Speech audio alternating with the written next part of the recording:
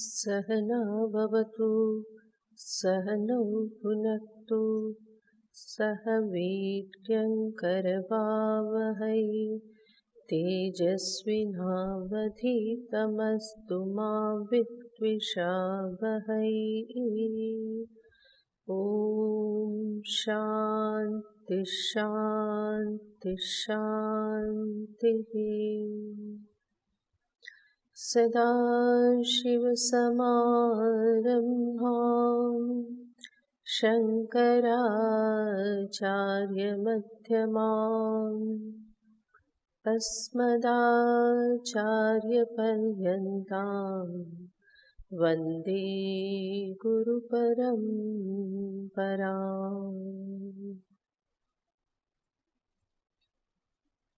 श्रीभगवानुवाच ये तु सर्वाणि कर्माणि मयि सन्न्यस्य मत्पराः अनन्येनैव योगेन मां ध्यायन्त उपासते तेषामहं समुद्धर्ता मृत्युसंसारसागरात् भवामि न चिरात् पार्थ मय्यावेशितचेतसाम् मय्येव मन आधत्स्व मयि बुद्धिं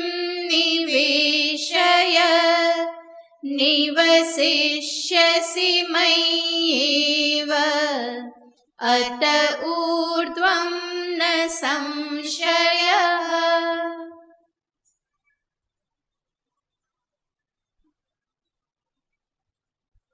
ભગવાન શ્રી કૃષ્ણચંદ્ર ગીતાજીમાં સ્વયંને પ્રાપ્ત કરવાના ઉપાય સ્વમુખથી દર્શાવે છે અને આ સૌથી ઓથેન્ટિક કહેવાય. પોતાની પ્રાપ્તિ કેવી રીતે કરવી એ પોતે જ બતાવે. જેવી રીતે આપણે કોઈના ઘરે જવું હોય, ઘર જોયું ના હોય અને આપણને કોઈ સામે મળે, આપણે એને પૂછીએ કે ભાઈ આ ભાઈ ક્યાં રહે છે, તો આપણને કહે કે આટલી આ ગલીમાં જતા રહો, ત્યાં પૂછી લેજો.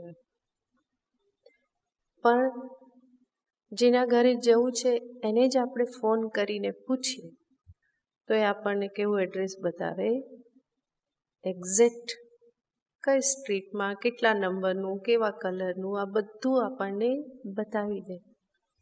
તો વ્યક્તિ પોતે જ્યારે દર્શાવે તો એ કેવું હોય છે, પૂરેપૂરું ઓથેન્ટિક. ભગવાન સ્વયં અહીંયા દર્શાવે છે કે હું કેવી રીતે મળું. આનાથી વધારે જીવનું પરમ સૌભાગ્ય શું હોઈ શકે? આપણા શાસ્ત્ર છે જે સાક્ષાત પરમાત્માથી પ્રણીત છે. વેદ જ્ઞાન પણ ઈશ્વરના મુખેથી આવ્યું છે. ગીતા શાસ્ત્ર ઈશ્વરના મુખમાંથી પ્રગટ થયેલું છે અને એટલા માટે જ આના પ્રત્યેક શબ્દ, અક્ષર બધું જ કેવું છે, પ્રમાણભૂત છે. ભગવાન કરુણા કરી અને પોતે જ પોતાના તરફથી જીવને રસ્તો બતાવે છે. આવી રીતે તું મારી પાસે પહોંચી શકે. કેવી રીતે પહોંચી શકે? ભગવાન ઘણા બધા વિકલ્પ દર્શાવવાના છે અને એમાં કહે છે કે તું આવી રીતે શરૂઆત કર. એ ન સંભવ બને તો હજુ આ વિકલ્પ છે, અહીંથી શરૂ કર. એ ન સંભવ બને તો હજુ પણ વિકલ્પ છે, હજુ પણ વિકલ્પ છે. ભગવાન ઘણા બધા વિકલ્પ બતાવે છે કે તું આ રીતે બસ શરૂ કરી શકે. એમાં સર્વપ્રથમ ભગવાને કહ્યું, જો તું મને પ્રાપ્ત કરવા માંગતો હો તો તું શું કર, તારા મન અને બુદ્ધિ તું મને આપી દે. આમ જોઈએ તો મન અને બુદ્ધિ એટલે જ તો જીવ છે, મનુષ્ય છે. અને એ ઈશ્વરને આપી દે કે જે જીવની ઉપાધિ છે, જેના થકી જીવ જીવ છે, એ મન અને બુદ્ધિ થકી મનુષ્ય મનુષ્ય છે. એ જ જો એ ઈશ્વરને આપી દે તો વાસ્તવમાં પછી મનુષ્ય જેવું કંઈ રહેતું નથી. તો જીવત્વ જ રહેવાનું નથી.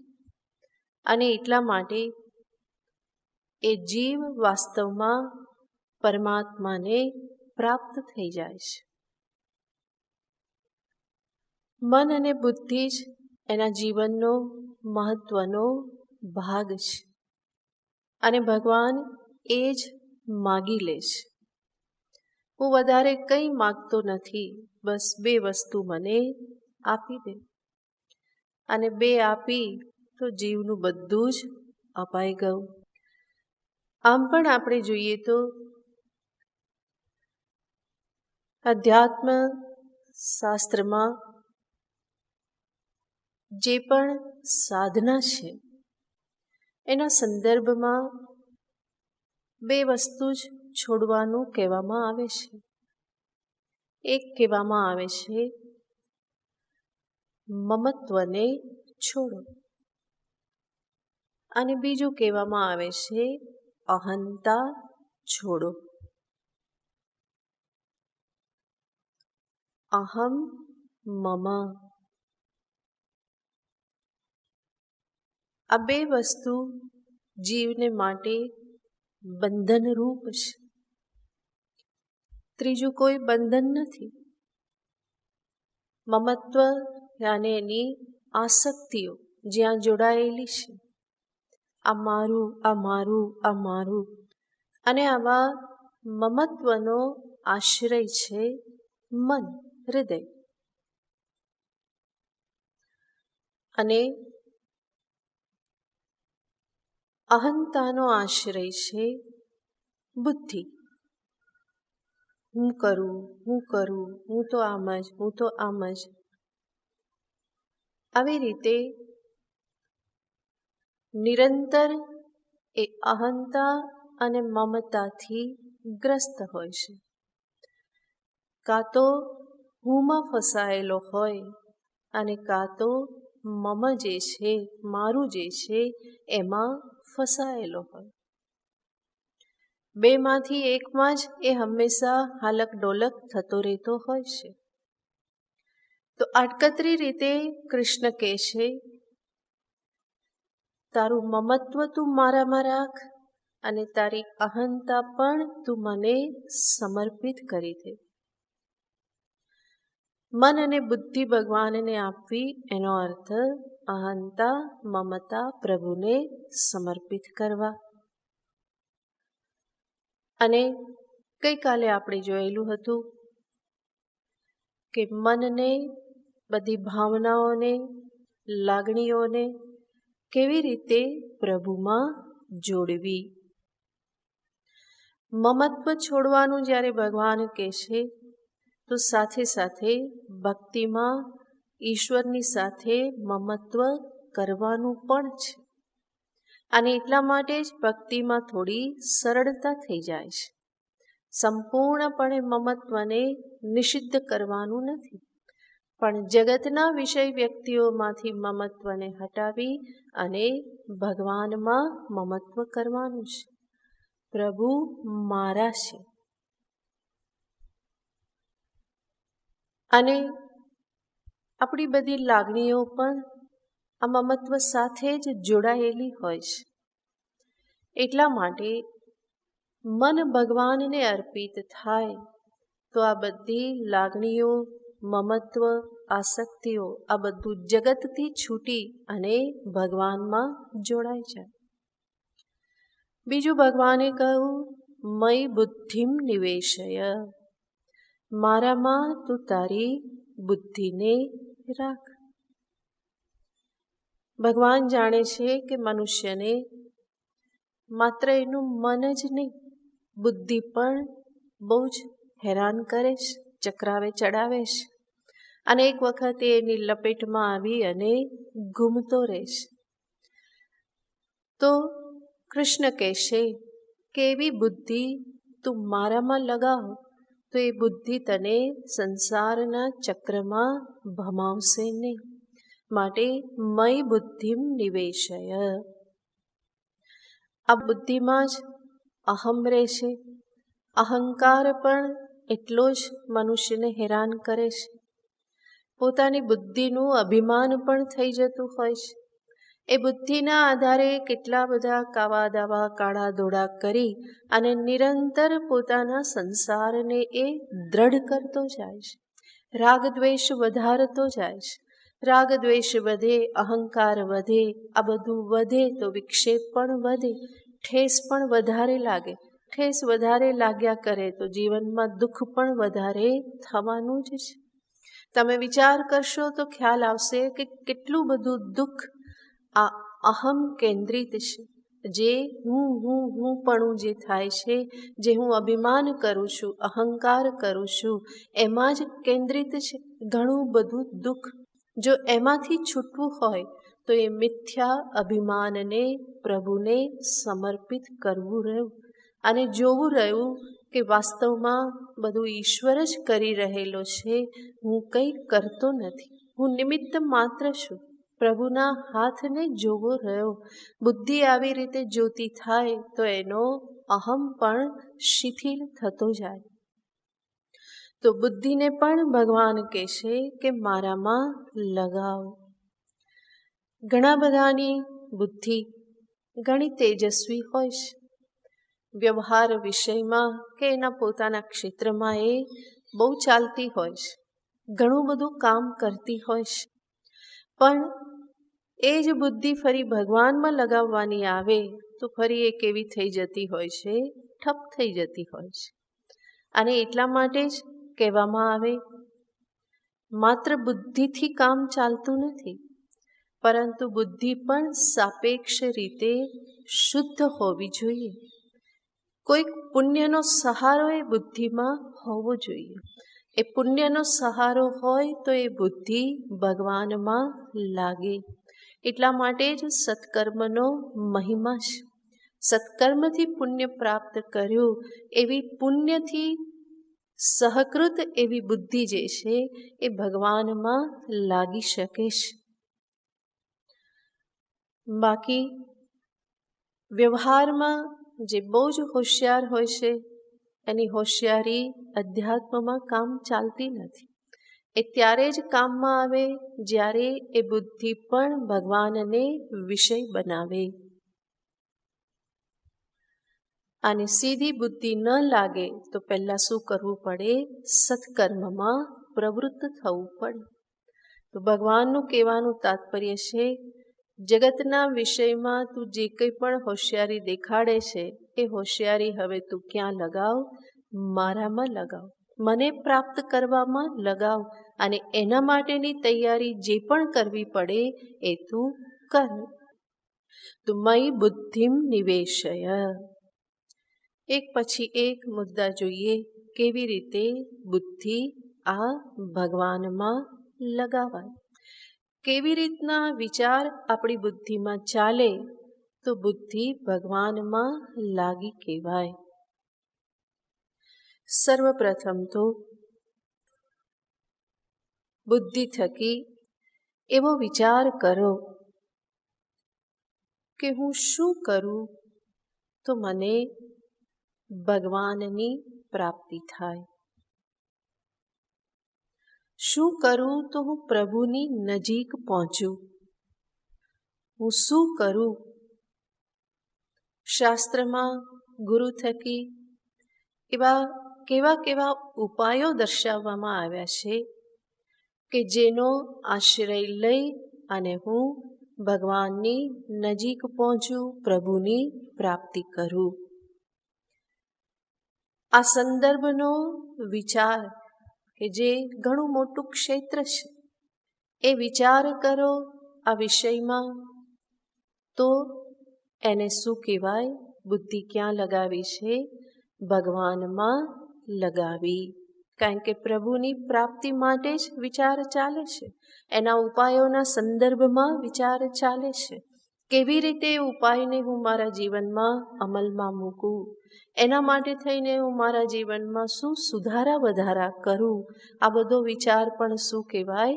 પ્રભુ પ્રાપ્તિ સંબંધી વિચાર કહેવાય. અને એને પણ કહેવાય કે મેં બુદ્ધિ શેમાં લગાવી? ભગવાનમાં બુદ્ધિ લગાવી. બીજું, હું વિચાર કરું કે હું અત્યારે કઈ સ્થિતિમાં છું, કયા સોપાન પર છું, અને એનાથી આગળનું સોપાન કયું છે. મારા મનની સ્થિતિ કેવી છે? તો પોતાના અધિકારીત્વના સંદર્ભમાં વિચાર, પોતાની મનોસ્થિતિને સમજવાનો પ્રયત્ન કરવો. આ વિચાર થાય તો એને પણ કહેવાય કે બુદ્ધિ ક્યાં લગાવી છે? ભગવાનમાં લગાવી. ત્રીજું, ભગવાનને માટે હું કેવી રીતે વધારે સમય કાઢું? સૌથી પહેલા વિચાર કરું કે હું કેટલો સમય આપું છું, અને હજુ હું મારી દિનચર્યામાં સુધારા વધારા કરી અને કેટલો વધારે સમય આપી શકું. આ બંને વિચાર કરવા, કેટલો સમય આપું છું, કેટલો વધારે આપી શકું. તો ભગવાનને માટે સમય કાઢવાનો વિચાર કરવો એ પણ શું છે? ભગવાનમાં બુદ્ધિ લગાવી કહેવાય. ચોથું, હું મારા કર્તવ્યોને કેવી સમજદારીથી, કેવા ભાવ સાથે નિભાવવું તો એ પ્રભુ સેવા બની રહે. આ બહુ જ મહત્વનો વિચાર છે, કારણ કે અમારું જીવન કર્તવ્યોથી ભરપૂર છે. ઘણી બધી જવાબદારીઓ છે, અનેક કર્તવ્યો નિભાવવાના છે, અને એના માટે સમય આપવાનો જ છે.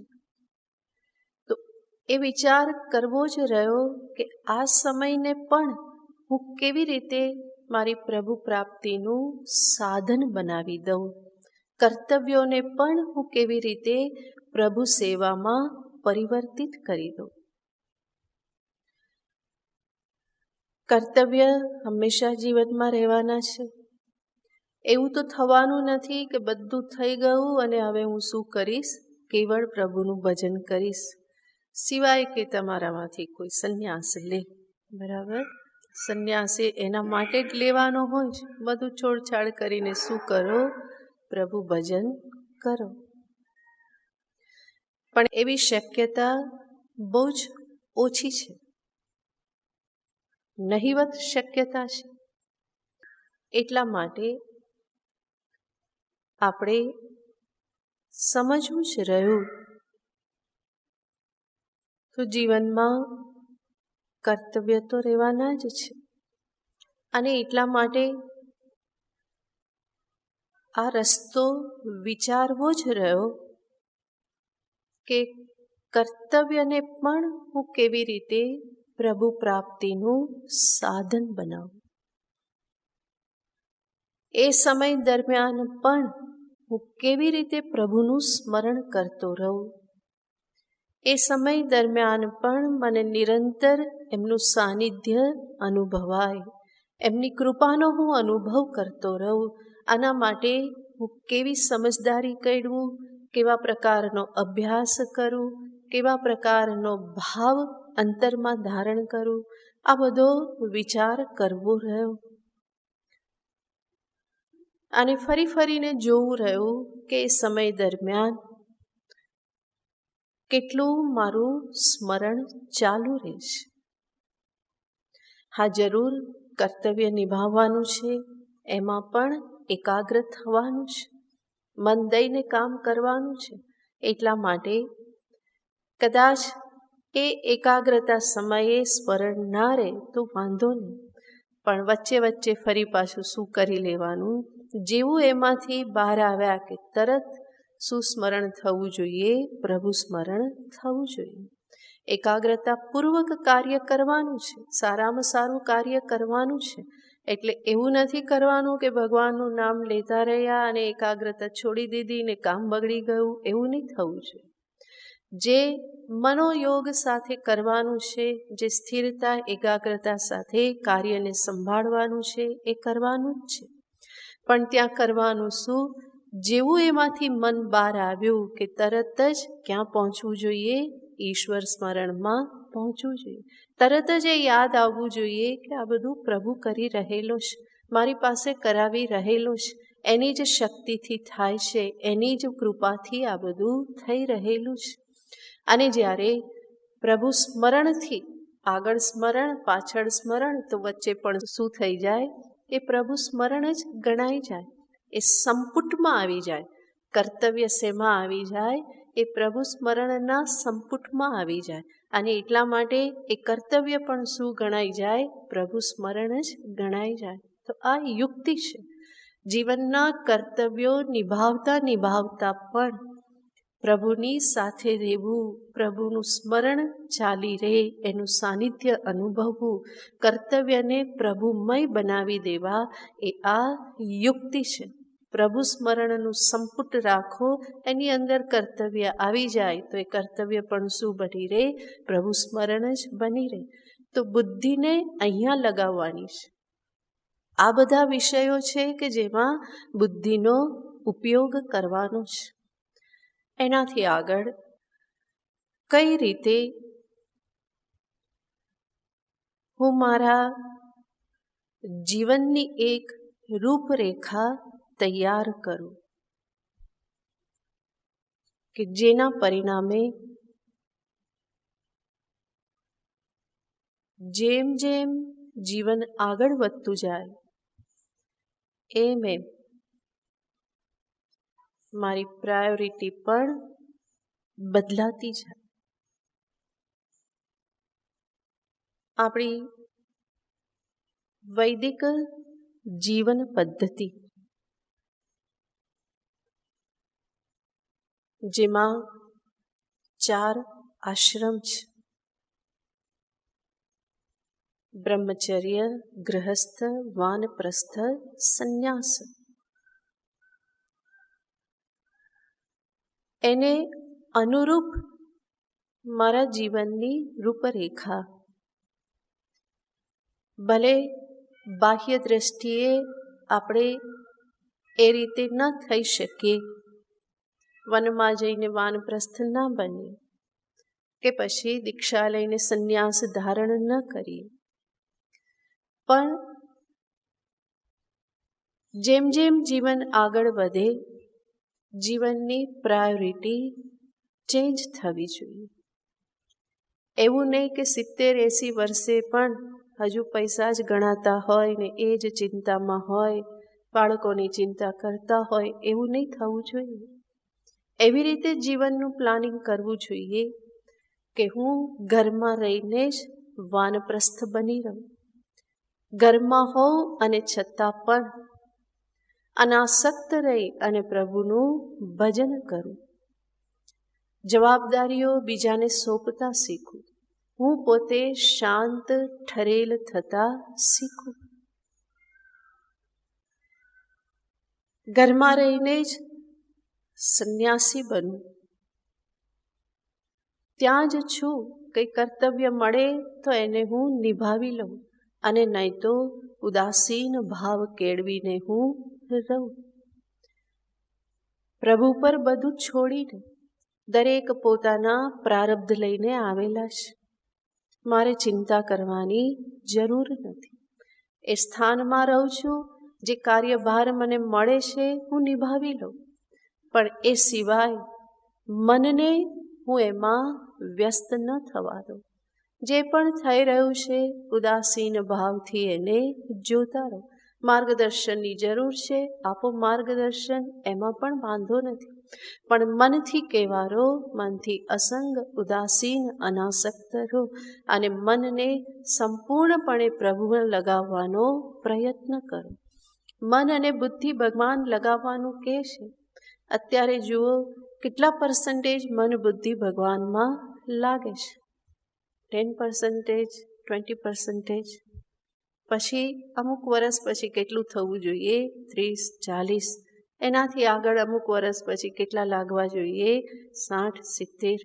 અને ક્યારેક એવો સમય પણ જીવનમાં લાવવો જોઈએ કે સંપૂર્ણપણે મન બુદ્ધિ શેમાં લાગેલા રે? પ્રભુમાં લાગેલા રે.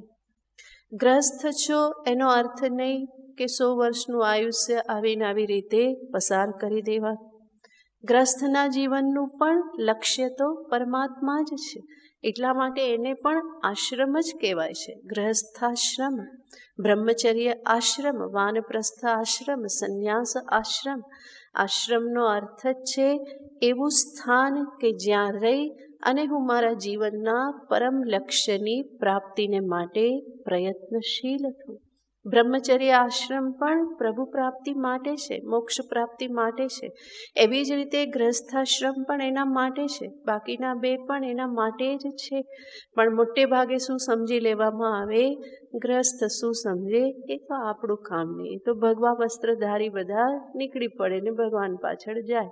આપણે તો આ જ કરવાનું, એવું નથી. ગ્રસ્થાશ્રમનું પણ લક્ષ્ય તો શું છે? પરમાત્મા પ્રાપ્તિ જ છે.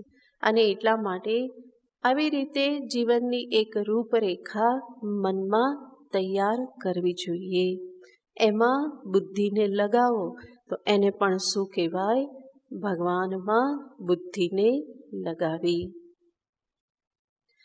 હવે એનાથી આગળ ભગવાન જે 11મા અધ્યાયમાં કહી ચૂક્યા, વિશ્વરૂપ જે દર્શાવ્યું. અને આપણે જાણીએ છીએ કે અહીંયા ઉપાસના એટલે મુખ્યતયા ભગવાન વિશ્વરૂપ ઉપાસનાને જ દર્શાવે છે. તો એના સંદર્ભમાં હું વિચાર કરું. વારંવાર હું સાંભળું છું, સમજું પણ છું કે આ બધું જ શું છે? પરમાત્માનું જ સ્વરૂપ છે. વિશ્વરૂપે પ્રભુ જ પ્રગટ થયેલા છે. આના સંદર્ભમાં હું વિચાર કરું.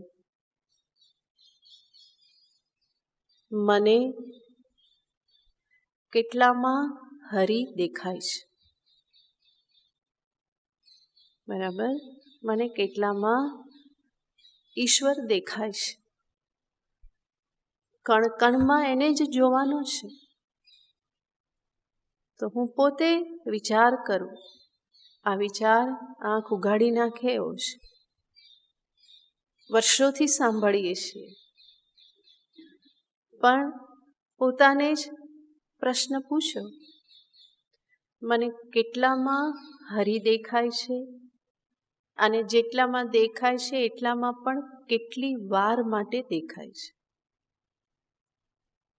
બરાબર? કેટલામાં કેટલી વાર માટે? હોમવર્ક કરજો આજનું. સર્વત્ર હરિ જ છે, પણ મને કેટલામાં ભગવાન દેખાય છે? બહુ જ નાનું લિસ્ટ હશે, કદાચ લિસ્ટ પણ નહીં હોય, 2-4 પણ નીકળે તો નીકળે. અને એમાં પણ કેટલી વાર જો એણે કંઈક ઊંધા ચતું કરી દીધું, 2-4 શબ્દ કડક બોલી દીધા, તો તું શેનો ભગવાન કે? તરત જ ત્યાંથી હરિદર્શન હટી જાય છે. મારા વખાણ કરે, ફૂલડા ચડાવે, એપ્રિસિએટ કર્યા કરે મને, તો એમાં મને ક્યારેક દેખાઈ જાય કે આ ભગવાન છે.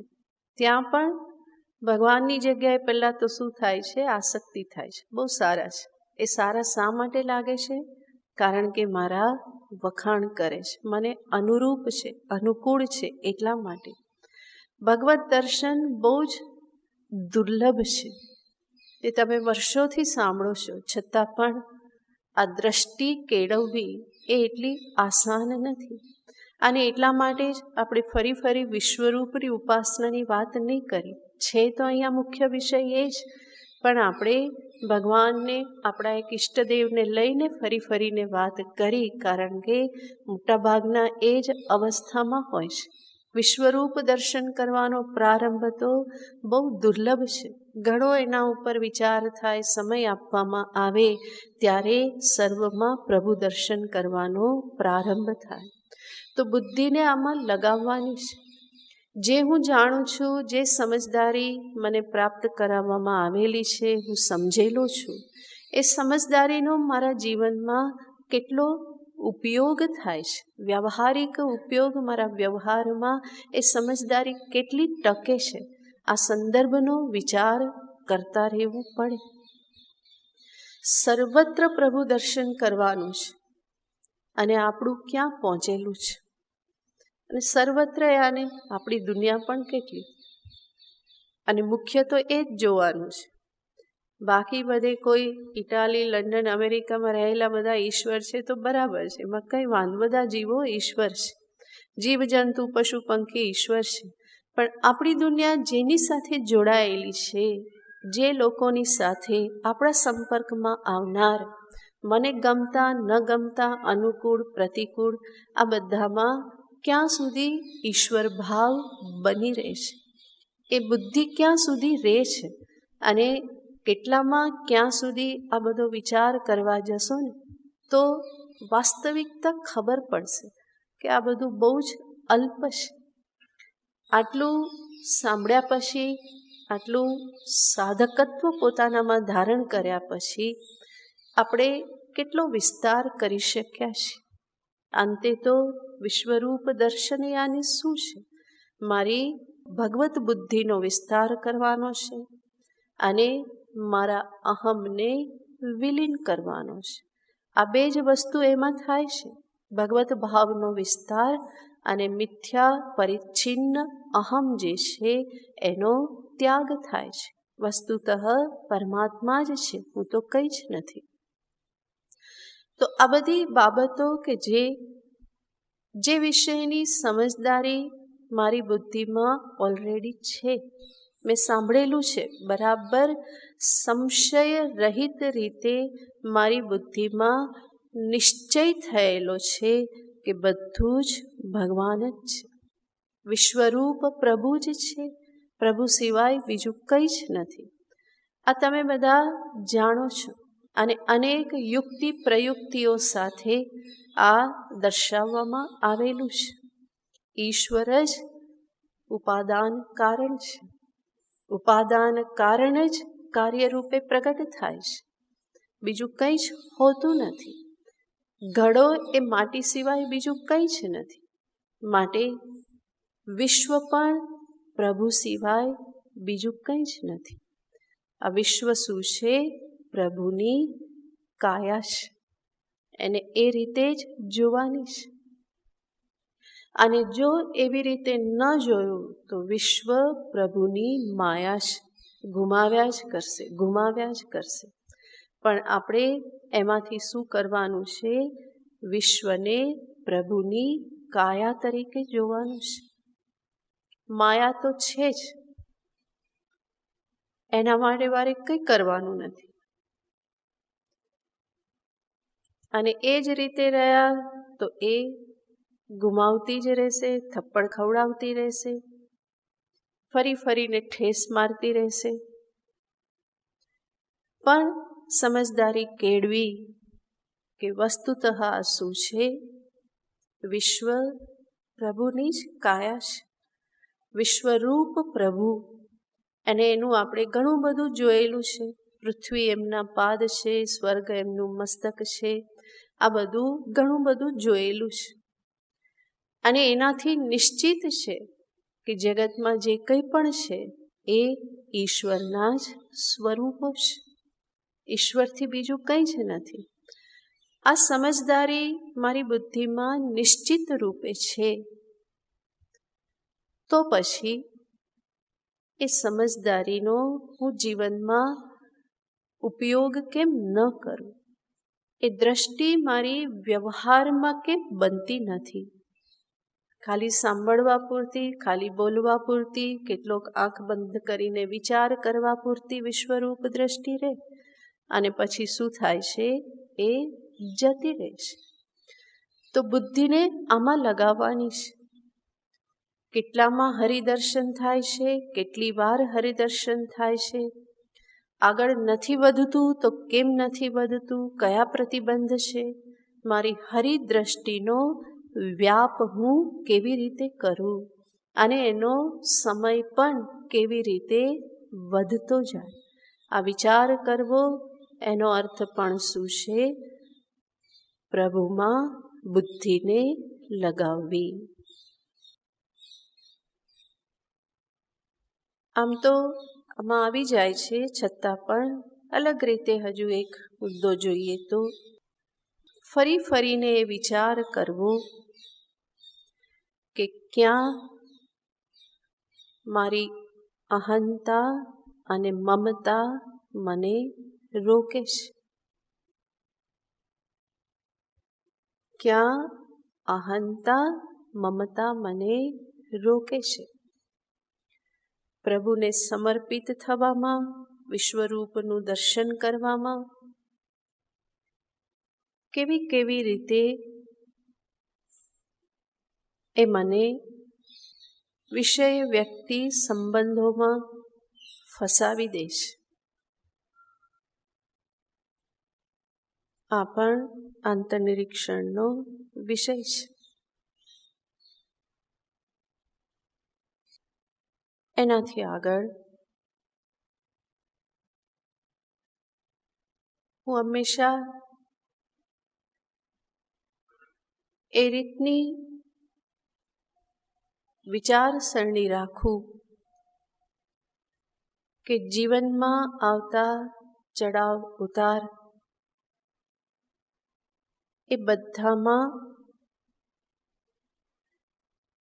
કેવી રીતે પ્રભુની કૃપાને, મારા હિતને હું જોઈ શકું. જીવન હંમેશા એક સમાન રહેતું નથી. સુખ અને દુઃખ ક્રમબદ્ધ રીતે આવ્યા કરે છે. અને સર્વ પરિસ્થિતિમાં કેવી રીતે એમાં ભગવાનની કૃપાને, મારા હિતને જોઈ અને હું સમત્વ જાળવી રાખી શકું.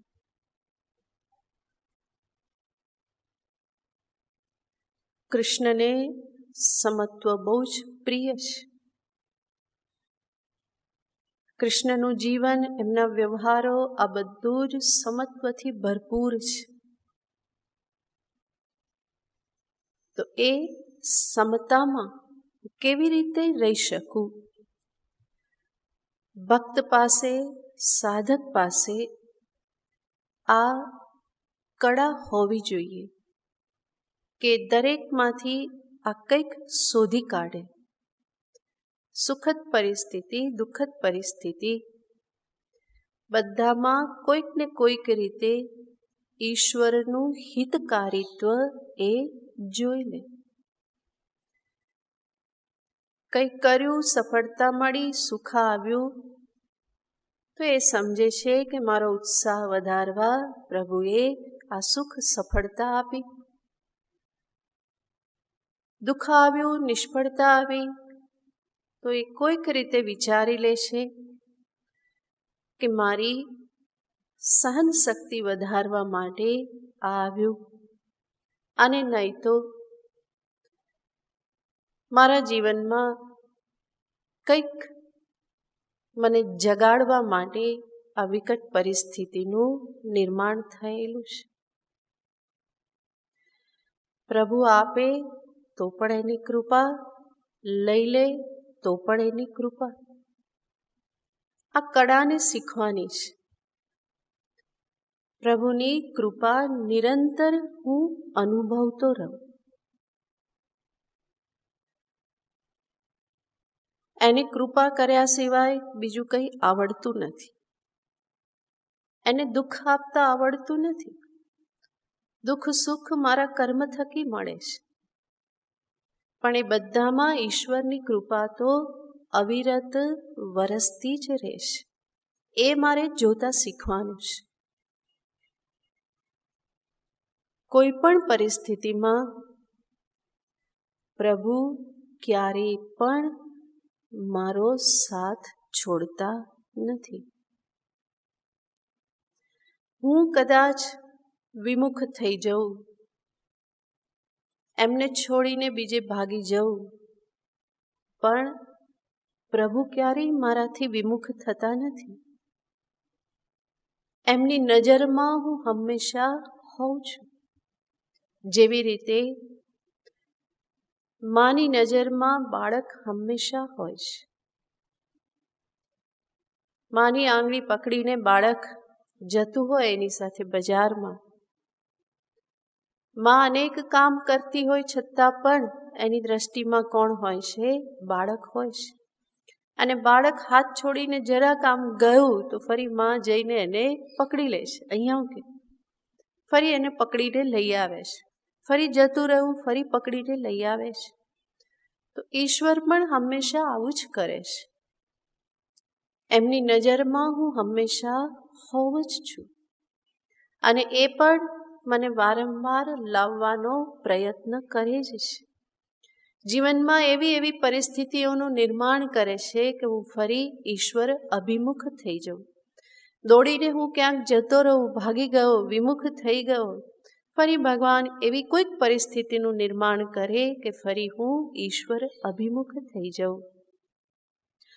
હું એ પરિસ્થિતિને સમજું નહીં અને મારા અવિવેકને કારણે એનો હું ઉપયોગ ન કરું, તો એમાં ઈશ્વરનો કોઈ દોષ નથી. ત્યારે મેં ઉપયોગ ન કર્યો તો ફરી ભગવાન બીજું કંઈક કરશે. પ્રભુ ક્યારેય પણ થાકતા નથી. પોતાના સંતાનોનું ધ્યાન રાખતા, પોતાના સંતાનોના હિતનો વિચાર કરતા અને હિતને માટે કાર્ય કરવામાં પ્રભુ ક્યારેય પણ થાકતા નથી. એ તો એમનો સ્વભાવ છે. ભુવન ભય ભંગમ વ્યસનીનઃ. પ્રભુ કેવા છે?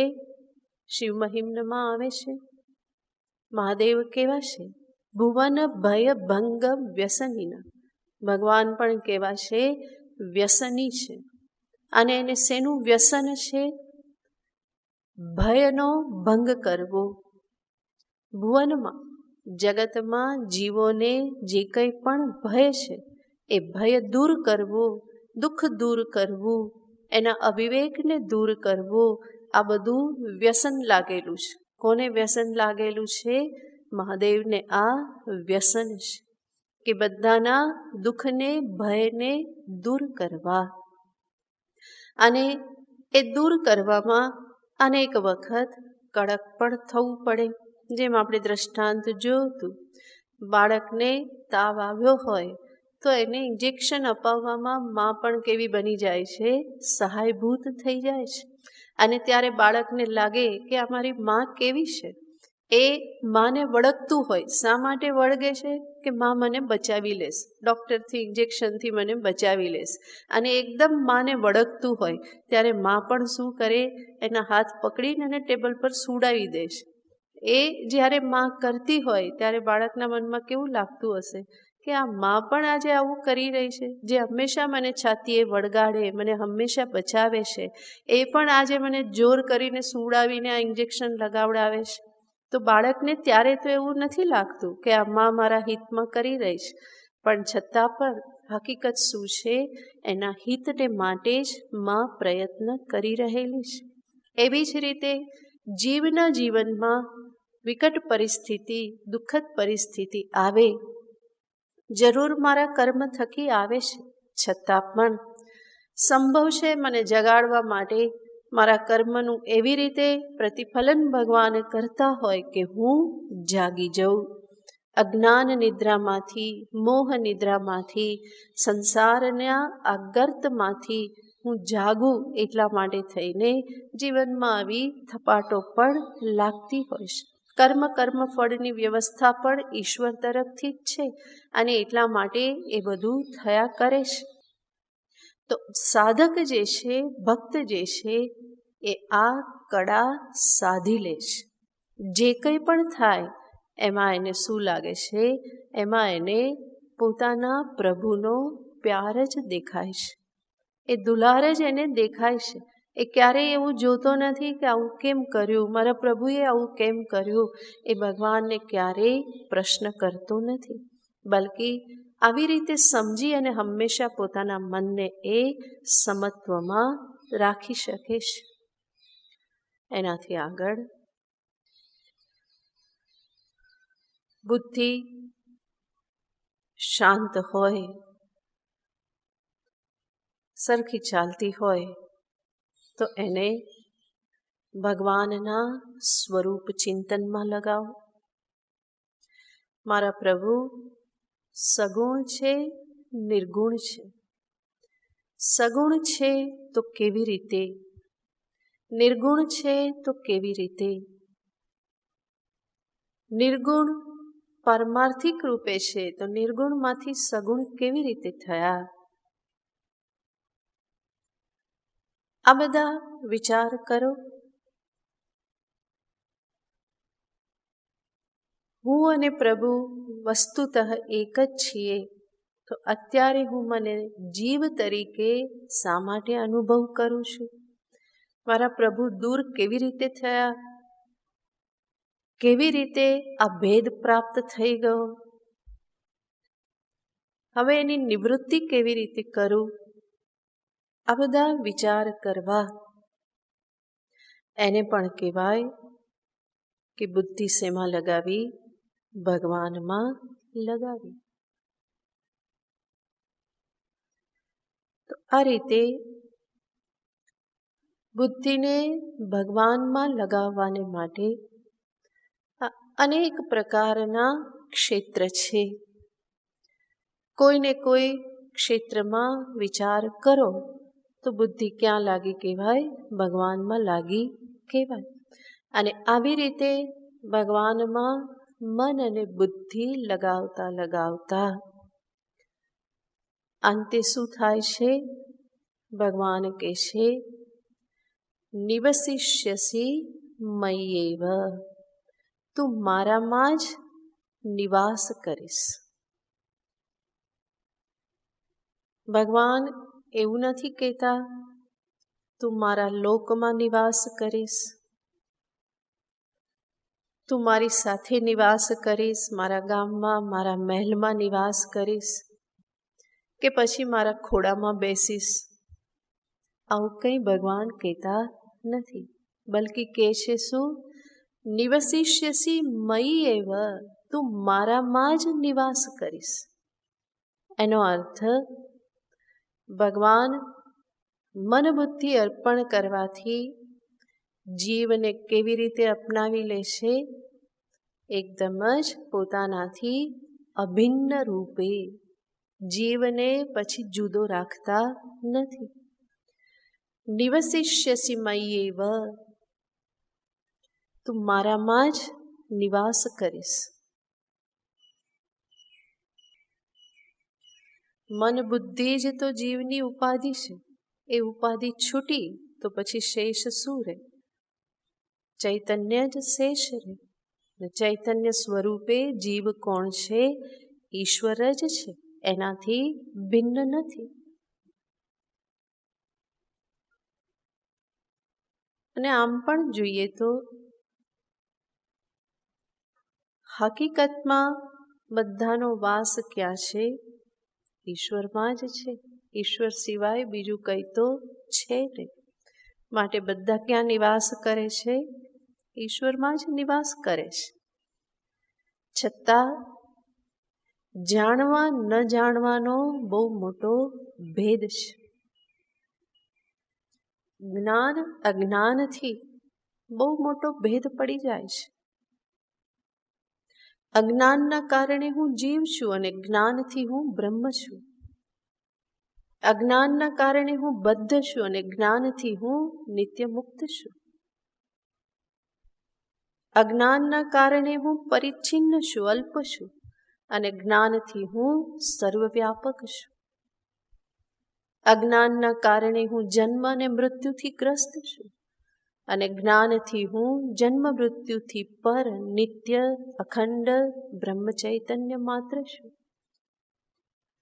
તો જ્ઞાન અજ્ઞાન બહુ મોટો ભેદ પાડી દેશે. એટલા માટે પ્રભુમાં જ નિવાસ છે પણ જાણતા નથી. અને એ કેવી રીતે જાણી શકાય? આ મન બુદ્ધિને સમર્પિત કર્યા વગર એ લેવલ સુધી પહોંચી શકાતું નથી. તો ભગવાન અહીંયા કહેશે, મન બુદ્ધિ મને આપે તો નિવસિષ્યસી મય્યેવ, મારામાં જ નિવાસ કરીશ. અત ઊર્ધ્વમ ન સંશય. અર્જુન, આ વિષયમાં કોઈ હવે સંશય રાખવાની જરૂર નથી. ભગવાન જાણે છે માણસનો સ્વભાવ હંમેશા કેવો છે? શંકા કરતા રહે, સંશય કરતા રહે. એટલા માટે ભગવાન કહે છે. બાકી ભગવાને આવું કહેવાની જરૂર નહીં. ભગવાનનું વચન હંમેશા કેવું હોય છે? નિસંશય હોય છે. ભગવાનનું વચન અને વચન, માણસનું વચન હોય તો પૂછવું પડે કે સાચું કહો છો ને. ભગવાનને એવું પૂછવું ના પડે કે તમે આ બોલ્યા એ સાચું બોલ્યા ને, એવું કહેવું ના પડે. ભગવાને કહ્યું નિવસિષ્યસી મય્યેવ, તો ત્યાં પૂરું થઈ જાય છે કે એ સત્ય જ છે. છતાં માનવ સ્વભાવને પ્રભુ જાણે છે કે આ શંકા કરવાને માટે બહુ માહિર છે. અને એટલા માટે ભગવાન સ્પષ્ટ પણ કરી દે છે કે આવું થશે, આવું ફળ મળશે, નિવસિષ્યસી મય્યેવ, એમાં કોઈ જ શંકા નથી. અત ઊર્ધ્વમ ન સંશય. આગળનું પછી જોઈશું.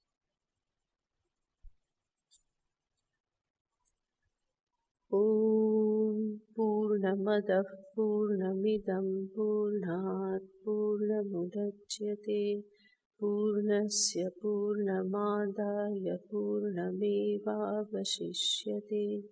ઓમ શાંતિ શાંતિ શાંતિ. હરિ ઓમ. શ્રી ગુરુભ્યો નમઃ. હરિ ઓમ.